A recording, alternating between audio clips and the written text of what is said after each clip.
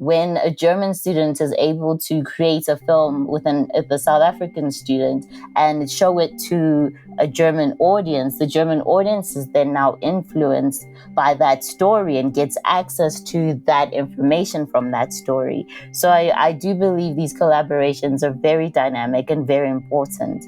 I mean, I wouldn't do the job I'm doing if I didn't really strongly believe with all my heart that it can make a difference. And as Tiisetso said, I also think it can make the world a little bit better. Hello and welcome to Dritte Klappe, or may I rather in that case say hello and welcome to Third Clapperboard, your podcast on film research and knowledge transfer. My name is Judith Koch. I'm your host and a doctoral researcher in international relations, which yet suits today's episode's scope a little bit. However, I will take you on a little journey far, far beyond Brandenburg and Berlin today. So there's a good reason for why I'm speaking English to you today. Because today we are broadening our horizon towards the international aspects of knowledge transfer. And in doing so, we will look beyond the scope of the University of Film's activities and joint projects within Germany and shift its international cooperations into focus. An important one among these is the cooperation with the Filmschool Network Africa, a project established by the German Goethe Institute. And within this, we will have a closer look at the partnership with Wits University in Johannesburg, South Africa. So we will look into this cooperation, consider its implications for knowledge transfer within the discipline of film studies, but we will also talk about other international activities and partnerships of the Film University.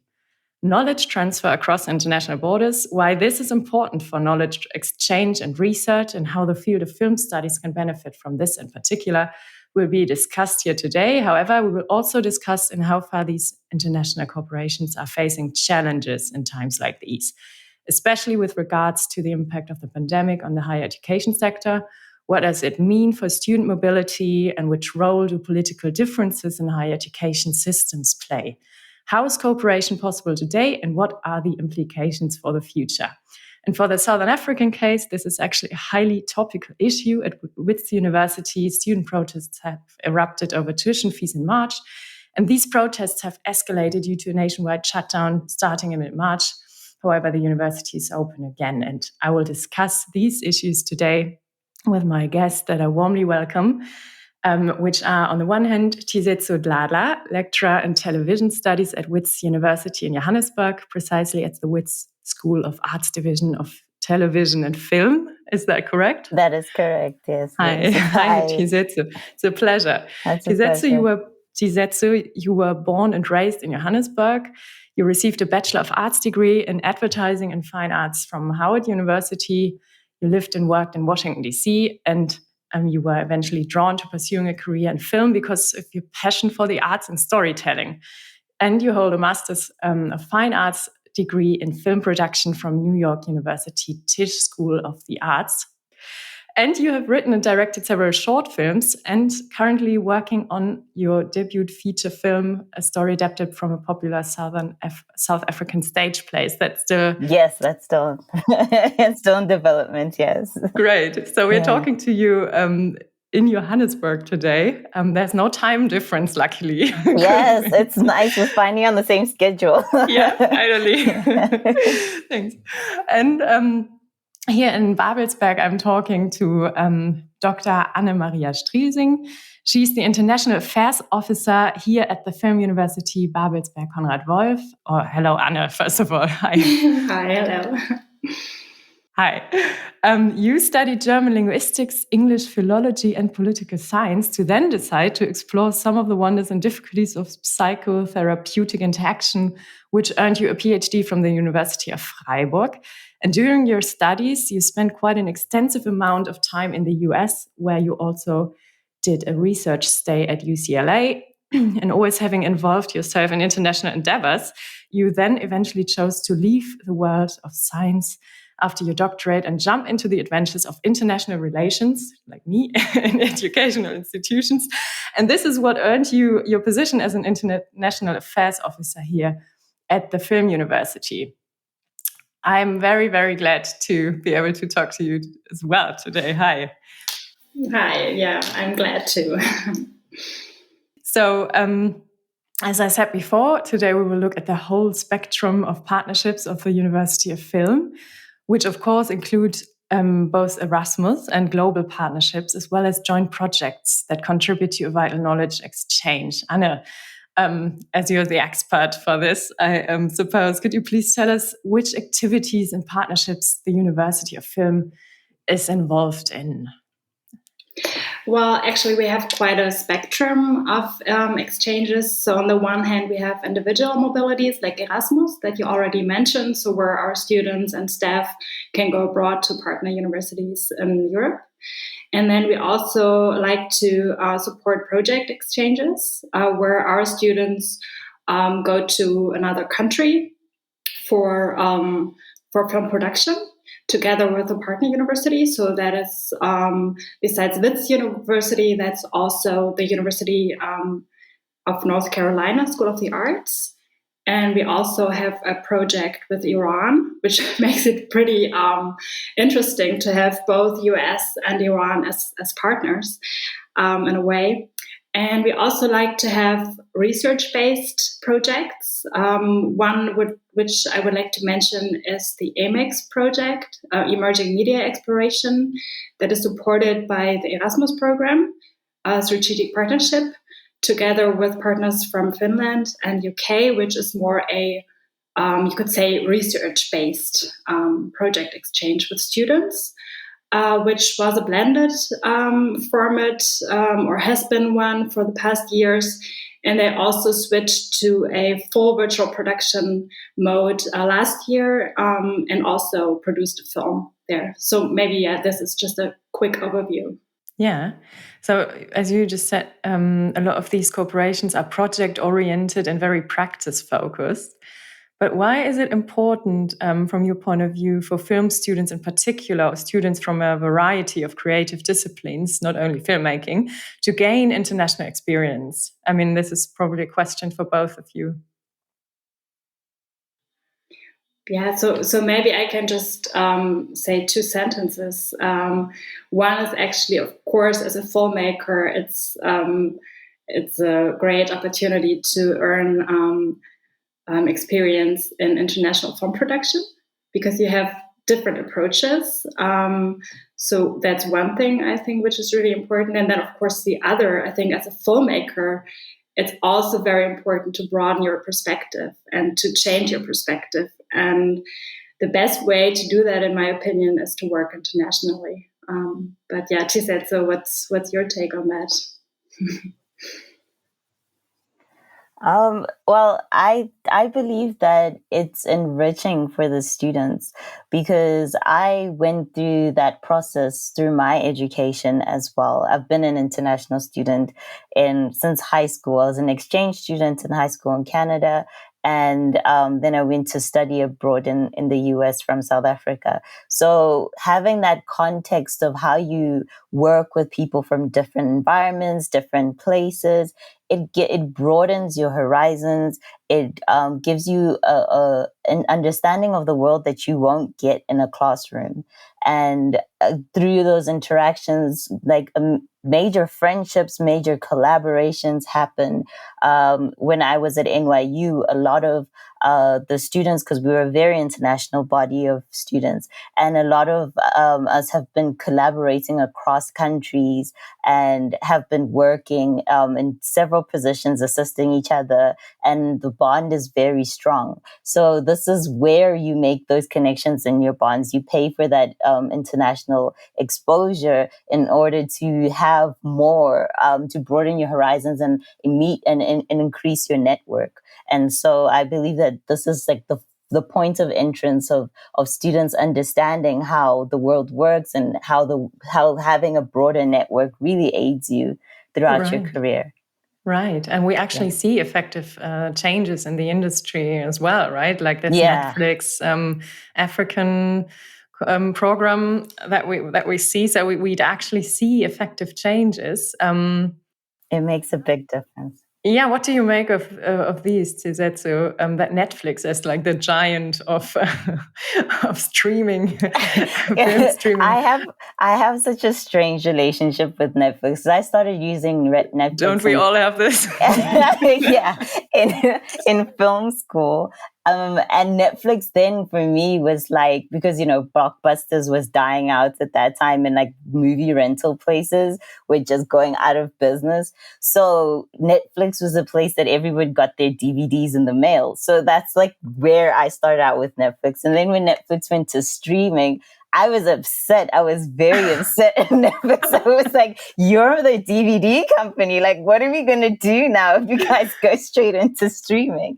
And now I'm actually really excited about that they're in streaming, because I see how they've expanded their catalog and how they've incorporated different voices, and you can watch films from all over the world. And it links to what we're doing right now, in that you can watch a film series from Korea, or a film series that's set in Egypt, or anything of that within Netflix. And sort of that's how the industry is moving towards these international collaborations. And so it's great that there's sort of like a synergy between what's going on in the academic side of things and then what's going on within the industry as well. Right. Yeah. And the academy, if I may, or the academia basically is hopefully or probably the point where it all starts. So as in your collaboration, now let us focus on the Wits University collaboration. How did this actually come about? I said earlier that it is part of the Filmschool Network Africa project by the Goethe Institute. Was this link with Wits established immediately, or were there other African collaborations before? Anna, how did that work? Actually, the partnership is older than the Filmschool Network. So I think the first contact was made like 8 or even 9 years ago. There were individual people moving back and forth and just basically visiting the other institution, getting to know the city and Wits. And then, sometimes, it happens that it stays like that. So you don't really achieve like an institutional collaboration. And then a few years ago, Goethe Institute and our Ministry of Foreign Affairs decided to establish a film school network. So it was German film schools and film schools from the African continent that collaborated. And then I think the partnership with Wits was boosted, basically. And a lot of people got the chance to know each other. And I think this was the decisive impulse that the partnership needed, because there was a connection before. People knew each other, had met each other before, but then actually, we just had the momentum. And we could also include students into it. And I think for me, it was a natural collaboration. So instantly. So it just clicked, basically. We actually had our first pilot project in September 2019. And our students went to Johannesburg. And we thought, of course, okay, and then the students will come to Germany, to Babelsberg and Berlin in 2020. And then we'll have, another exchange. This, of course, didn't happen. And then we moved to virtual exchange. And this is also where Tiisetso came into the partnership. Ah, right. Okay. So the project they were talking about, the one of 2019, was navigating the city, right? Yes. This exchange project where students from Babelsberg went over to Johannesburg and vice versa was actually the plan. And you said it was a very vibrant project, actually, because the project involved the exploration of the urban space of Johannesburg. Yes, and now you just mentioned this VR project that is taking place at the moment, or that is due to the pandemic shifted online basically. Can you tell us a little bit of this? I'm not sure who wants to go first, because as far as I understood, there's a Wits part and a Film University part, and two independently or films, or are they building upon each other, these films that have been produced? Okay, I'll take that question. Well, so what started, what began was that we were supposed to have had the exchange, and that Wits students go to Film University, but obviously the pandemic happened. And we didn't want to miss the opportunity or make it so that our institutions, the journey that they'd been on prior to me even being at the university was forged so well in partnership. And so when I came on board, they said that, well, let's continue it. So I just, on day one, when I got the job at Wits, they're like, okay, so we're doing this partnership with Film University. And I was like, Google Film University.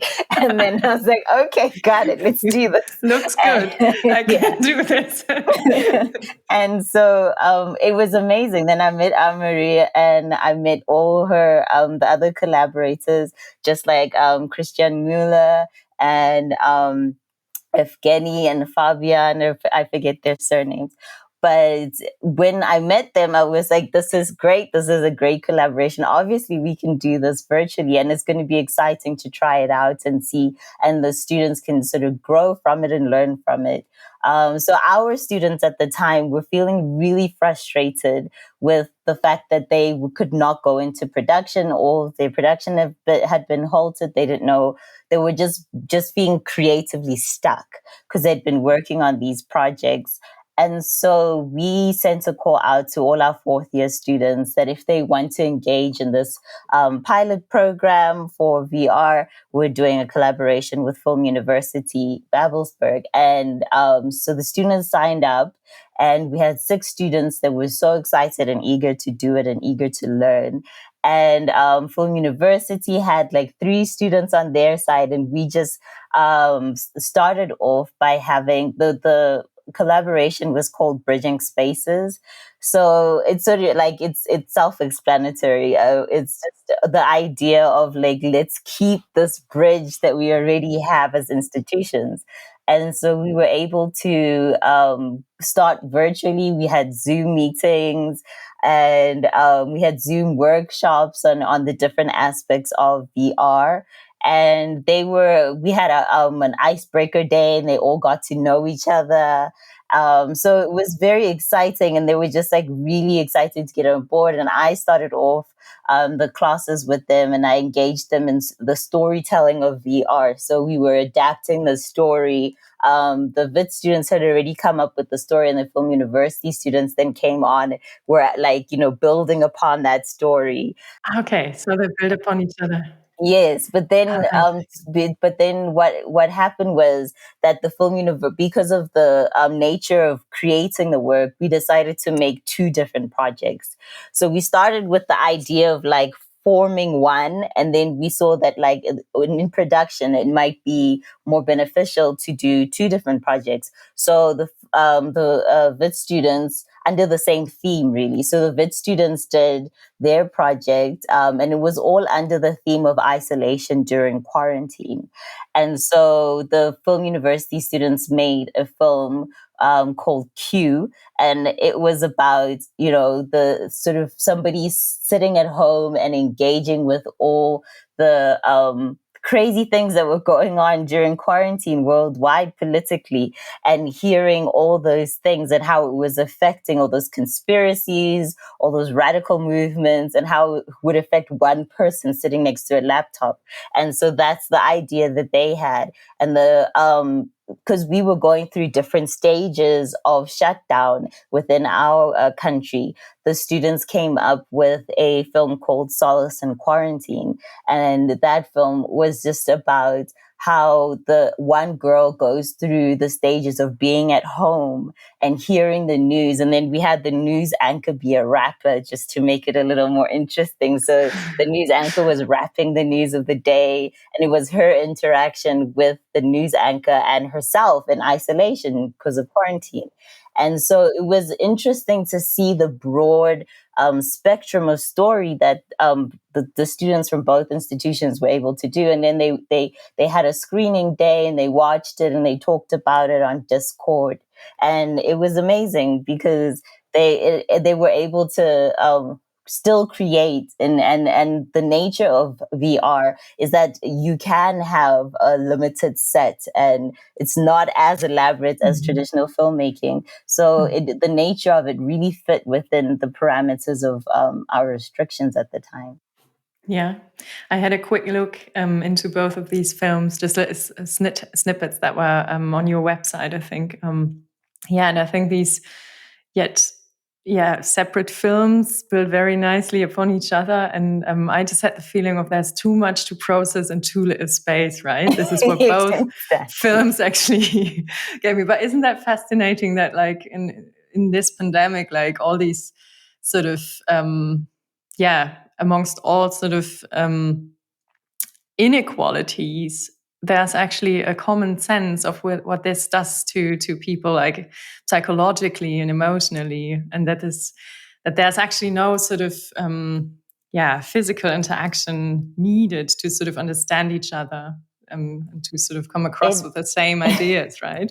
Yeah, it has made the world one melting pot, literally. Like we're all going through the same experience at the same time. And so that's what really made this collaboration work, because it was like cathartic and like therapeutic. And it really spoke to what was going on and gave the students the relief that they were hoping that they were going to give the audience as well. So it was a really interesting time and interesting ideas. Yeah, great. Yet, unfortunately, the physical aspect is missing, right? Yeah. So what does that do to these exchanges? Like, how did you sort of experience the students reacting to these completely different cultures? Like, I could imagine if someone would let me out in South Africa, I don't know, it would be a complete shock to me, like in a positive way, of course. But what do you make of this? Like, what is this aspect? What does it bring to the exchange experience or to the actual, like the overall experience of international collaborations? Anna, if you might want to. I mean, you've been to South Africa and to Wits as well before, right? How does that play into the experience? Yes. Actually, I mean, as regard to the student exchange, I think this is something that Tiisetso could answer better than I. But just to add to what Tiisetso already said, for me, it was so great, even though we just couldn't meet physically. And also Christian Möller is the project leader from our side. I haven't even met him in person either. So it was just like everyone knew each other only virtually. And still, what I loved so much about the project was that there was such a team effort and team spirit, and everyone really wanted to just bridge the spaces and to build bridges while walking on them. And for me, it was, I have experience with projects like physical project exchange, and I love that. And I really want them to come back. And I really want to meet like the people I work with. But for me, it was a very, in a way, a very good experience. And I think in a way it was just, certain magic, even though it's hard to say that during a pandemic. But for me, it was really a very great project to work. I mean, I was behind the scenes basically. But this doesn't really answer your question about like cultural differences. So maybe Tiisetso, since you really worked at the basis, maybe you can answer that better than I can. Well, there were two things. One thing is that because the students were unified under this idea of COVID.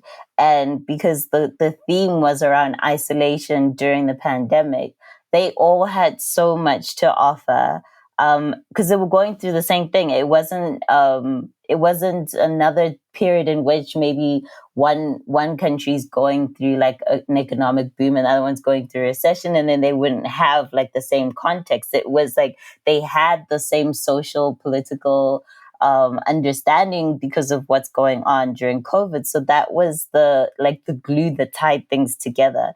But the virtual meetings between students were quite fluid. I think they were very excited to engage with someone out, because all the students were in their bedrooms, like they were like in their bedrooms, in their houses, looking at a screen and finally interacting with someone their own age. Yeah. So like for them, it was like, oh, cool. Like, hi, where are you? Like, what's going on?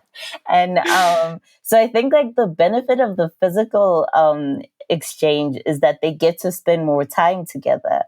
Because when we do have virtual exchanges, it's only that 1 or 2 hours that we've blocked aside in a day for them to engage and speak.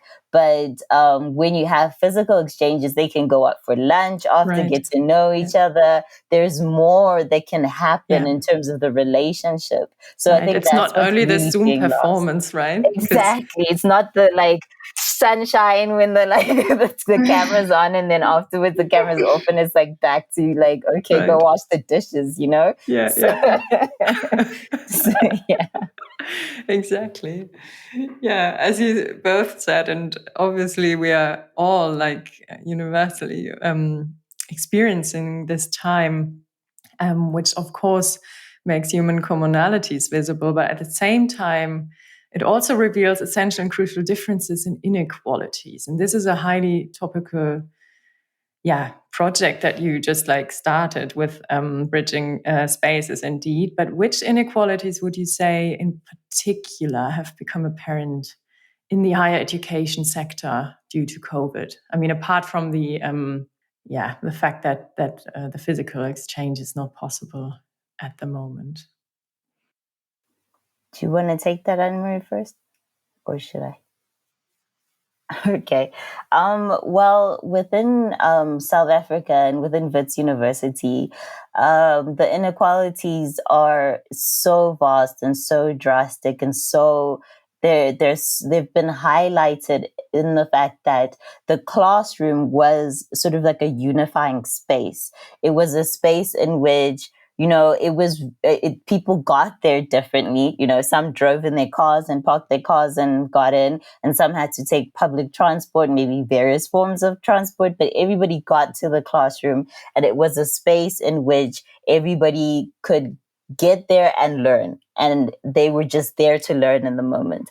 But because right now everything's gone virtually within South Africa, we've got a very challenging situation in terms of access to the internet and access to being able to access the internet. And it is very expensive too. So for a person like me who's working, I can afford kind of to have like unlimited data and have unlimited access. But for everybody else, they're paying for every single experience online. And depending on, some people come from situations in which they have to choose between getting that bit of money to use to access the internet versus feeding themselves or keeping a roof over their heads and things like that. So because our students come from vastly different backgrounds, the classroom, once they got there, was a space in which they could like relax and learn. And not think about their background or have to plan how to get to school. They got a way to get there. But because of the data issues, that was a major issue for us, and it still is with our universities, because access to being able to interact online it's a very difficult situation for our students. And in South Africa, is in fact the country with the highest inequality. It does have the highest inequality amongst countries within the world, and that's due to our history. And so we're still coming out of that history. We were the last country on the continent to gain our independence. And so when you think about that, we were a very young country in comparison to many other countries on the continent. Though we have a lot of economic prosperity and growth and everything else, there are challenges in the ability for all people to have access, because access was the thing that was stripped away from the majority of the people of the country. Yeah, so it's a very complex thing to undo. Yeah, I mean, we remember the fees must fall protests, right, in 2016. And yeah, actually, the recent protest that started in mid-March, all universities in South Africa opened belatedly, right, during the week of the 15th of March, due to COVID. But I mean, in overall, the higher education sector in South Africa is facing massive problems. I think more than 8,000 students have been unable to register on account of historical debt. I mean, in the meantime, as I just learned, there has been a COVID-19 relief fund been made available, right? But the protests were also taking place at Wits, right? Tiisetso. Yeah, Wits was the epicenter. Wits was the epicenter. It always will be. I think Why is that? because Johannesburg is the largest city and it's the economic hub of our country. So Johannesburg is like the New York City of South Africa, if I had to put it in that context.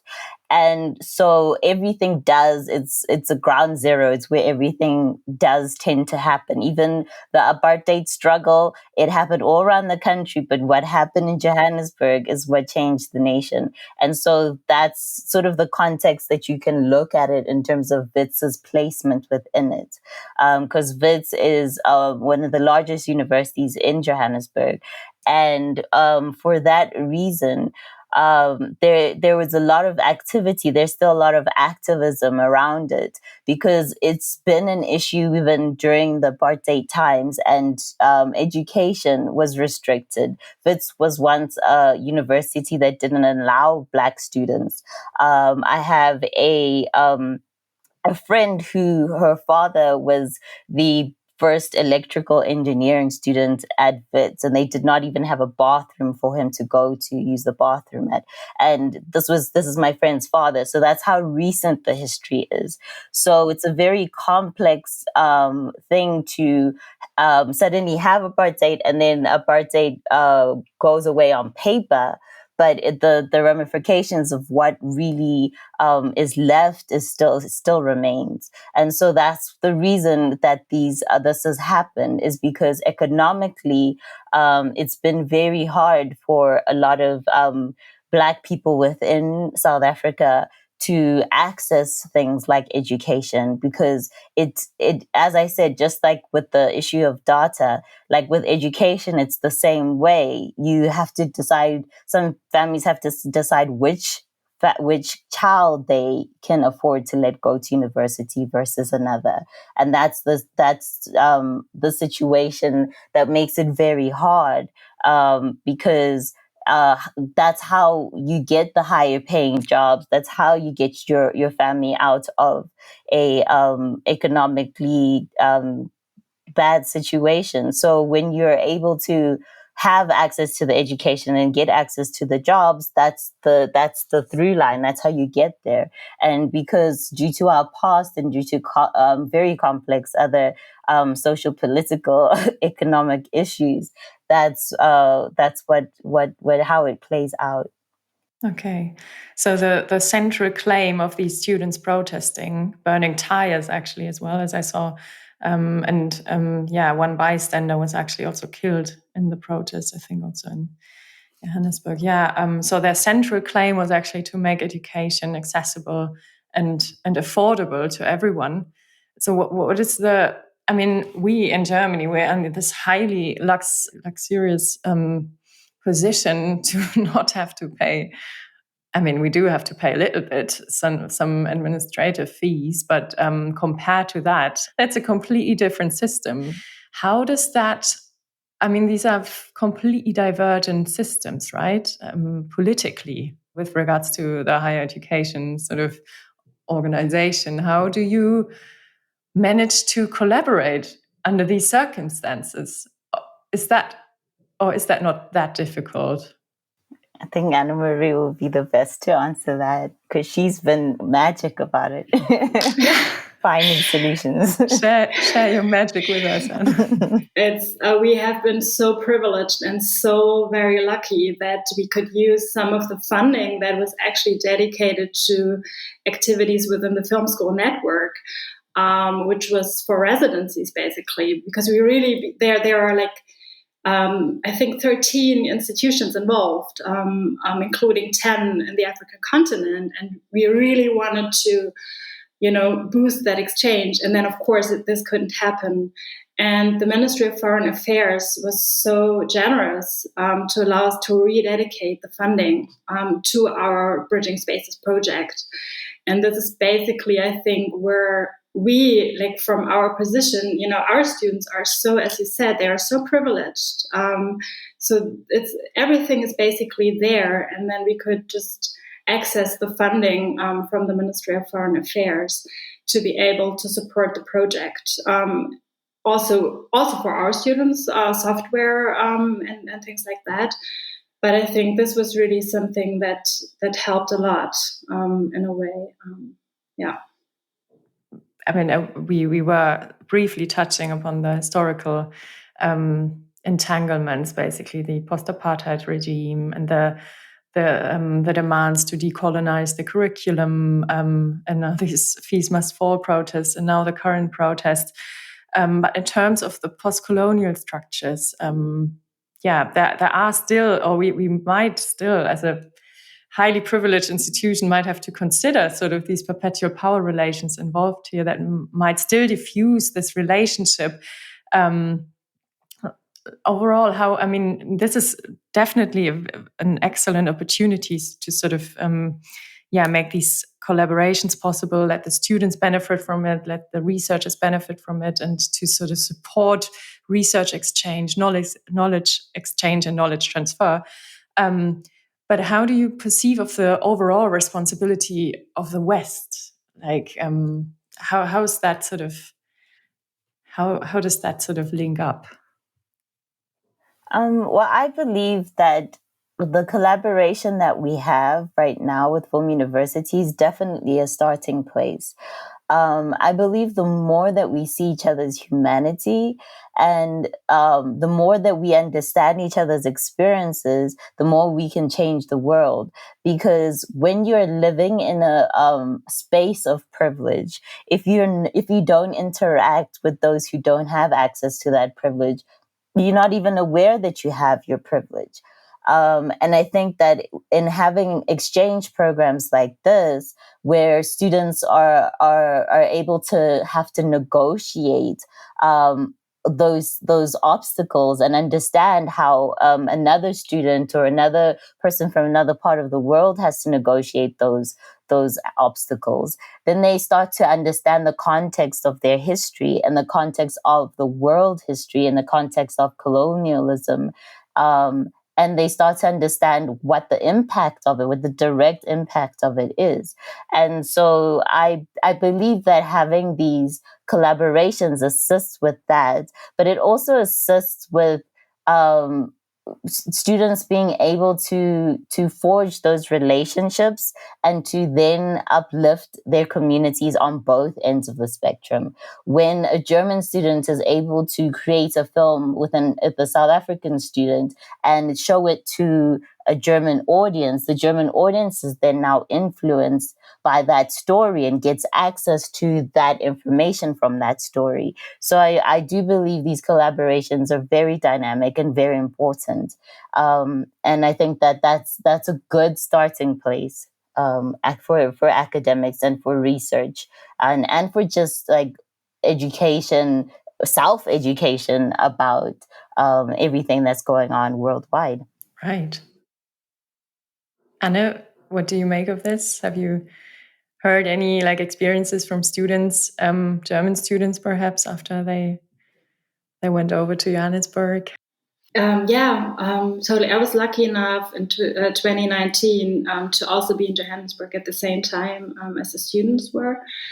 And they were there for 10 days, and they all said that it was just not enough time to explore the richness and to explore also the differences in a way, and to really get to know the other students. So although there were also some obstacles because it was a pilot project, you always discover something that doesn't really work, and there was everything going on, and I really asked them, I really wanted them to write like little pieces about their experience, and I was blown away, and it was really like goosebumps in a way, because I really noticed that it was such a dynamic going on, and I think basically all of them wanted to go back and to work on the project and to get to know the country and the students at Wits and other people in Johannesburg more. And this is why my heart broke in a way when we knew, okay, we have to change the project. But of course, I mean, as you heard from us, we really found a great alternative to exchange and to get to know each other better. So yes, I mean, I wouldn't do the job I'm doing if I didn't really strongly believe with all my heart that it can make a difference. And as Tiisetso said, I also think it can make the world a little bit better. Definitely. How did you experience, I mean, the Wits University is only one partnership, right, of the Film University. How did the other collaborations come to terms with the current situation? Like, I think there's the Uni of North Carolina that you mentioned. Are there any replacement projects? Mm-hmm. With North Carolina, we're still in contact, but we didn't actually realize a project with them this year, and we really hope to go back to full physical again next year. So there have been exchange all the time. But it worked differently with the different partners. And then with the EMIX project, which is Emerging Media Exploration, which is an Erasmus project by Björn Stockleben from Film University side, they actually went into full virtual production. And they also realized a VR film, or like a virtual production film. So, and they didn't meet, they just, everyone just contributed to that. And so I think in a way, me not having a film background, I was totally in awe by the possibilities that actually were there, and also to see how people were so willing to go on because they believed so much in the project. So it worked differently, but I think we managed pretty well, all of us. Yeah. Right. That's very good to hear. I mean, is there still anything from your point of view that could be politically done in the, say, higher education systems respectively to sort of support international collaborations more, or would you say this is fine as it is? What do you make of this, especially after COVID having revealed so many sort of structural problems again? I think we have all options available, basically. So there's the Erasmus program. We do have the German Academic Exchange Service. So I think I would not complain because there are possibilities. It just needs people who believe in that and who have the endurance to apply and to go through the process. Tiisetso, did you want to add anything? Yeah, I was gonna say that what would assist in the structural side of creating these programs is to really look at the different places in which they're creating the program, and create a way in which there could be an equal playing field, because that's where the challenge really happens for institutions that don't have as much access to resources and as much access to funding. Because, for example, if we look at virtual reality filmmaking, it is a very, very expensive medium. It's more expensive than traditional film production, which goes to show how much it needs to be resourced in terms of some like form of collaboration. And so even with something like a virtual production that Anne-Marie was able to speak on, if they were to be doing it in other parts of the world in which this equipment is very expensive or hard to find and things like that, that's where these collaborations really have to look at creating that equity, and creating forging relationships with businesses that can then contribute towards the final product. Just in the same way as businesses do it in advertising and in other forms of relationships with institutions, various institutions. I believe that in the makeup and in the policy behind the collaborations, they really have to really dig deep into creating an equal playing field and making sure resources go towards creating an equal playing field, because that assists the collaboration and that enriches the final product. Right. We are coming towards the end, but before I want to ask you if there's anything, like regardless of money, put the financial aspects aside, what are you both dreaming of in terms of international projects, activities, collaborations? Is there anything in particular that you that comes to your mind that you would want to realize at some point? Well, right now we are going into our second collaboration with Film University, which is the most exciting thing too, because that was like our little baby. The Bridging Spaces was like our little baby, and now we've got a toddler, and we're excited to see it walk and talk and eat by itself, and so so that's the way that we are looking at this next project. And this next project is called Surreal.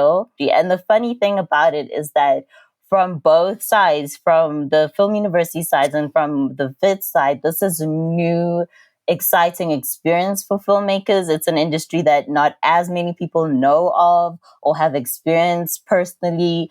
And so it's a very, very exciting opportunity for students to see the level, the extent that film has gone to, that now you can virtually be in a space and virtually interact and virtually, it's sort of crazy. Like when we saw it in the movie Back to the Future, we were like, that's never gonna happen, and now it's happening. So we're very excited about Surreal. Yeah. It's gonna be a very surreal experience for us too. And we're excited to see where the project can go in the future, like what type of work the students can make after seeing, like getting a glimpse of the opportunities that they are, and then being able to collaborate. We are really excited about what can come from that every year that we do it, and how we can expand from it every year. So, okay, they're a toddler now, but they're going to be in the first grade next year. So that's what we're excited about. We take them all the way up into the elderly home. Exactly. And then see them off to university, like, guys, you graduated. Yeah. Brilliant. Yeah, and I mean, I can only add to that. I'm very much looking forward to Surreal and to all the VR projects we are doing. But I really need to say, I really want to get to know Tiisetso in person at a certain point in time. That's part of my dream, and to really make the exchange also work physically. Yeah, I really hope. I mean, I'm not actually sure if we met in person, Anna. No, we because haven't. I've only been. We haven't. We all know each other's avatars. It's all virtual. But what does that tell about us and our experience if we don't actually? Or I, for my part, I can only speak for myself that I don't remember. So is that actually the 2.0 experience of human interaction that has already been sort of an integral part of our nowadays life? Anyways, I'm also looking forward to meet you in person at some point. I hope so. Hopefully, being able to travel in the very near future. It was my pleasure. Thank you so much for being my guest today. Yeah. Thank you for having us. This was a great conversation, and thank you for all the interesting questions. And it was good to meet you virtually too. Hope to meet you in person. Yeah. Thank you so much. Thank you very much. All right.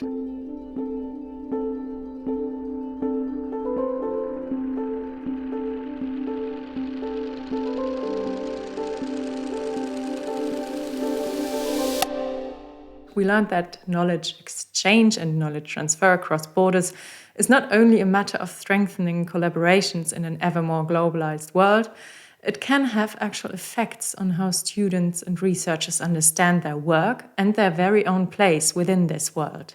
However, COVID-19 has created a certain global unity and has shown human commonalities and probably welded us together. And who knows, perhaps it can also lead to the realization that global inequalities must now be tackled ever more forcefully. Whatever the case, international exchange programs and joint cross-border projects by universities across the globe are indispensable for making both students and researchers sensitive to their potential to make a difference. Because we need to understand how the world works if we want to make a change. Dritte Klappe is made possible by funding from the Brandenburg Ministry of Science, Research and Culture. Many thanks for the support. And my colleagues Tim Soltau, Kim Tren Quang, Georg Mausolf and Lorenz Krieger also contributed to this episode. As always, you can find all the information about my today's guests and their projects in the show notes. At this point, I would also like to mention and to recommend, indeed, another great new podcast at the Film University, KONRAD's Cosmos, the podcast for creative entrepreneurs. That has very recently been launched by the Startup Service of the Film University. And KONRAD's Cosmos evolves around questions such as what do I need to grow personally and professionally, and which requirements do creative entrepreneurs have to meet today. Iskander and Charlotte will look into this by talking to exciting entrepreneurs, and the upcoming May episode deals with creativity. Their episodes are published on the first Monday of every month and available on all podcast platforms. Thank you very much for listening. The next episode of Dritte Klappe will deal with creative technologies and will, as usual, be published on the last Wednesday of next month. My name is Judith Koch. It was a pleasure. Thank you for listening and take care.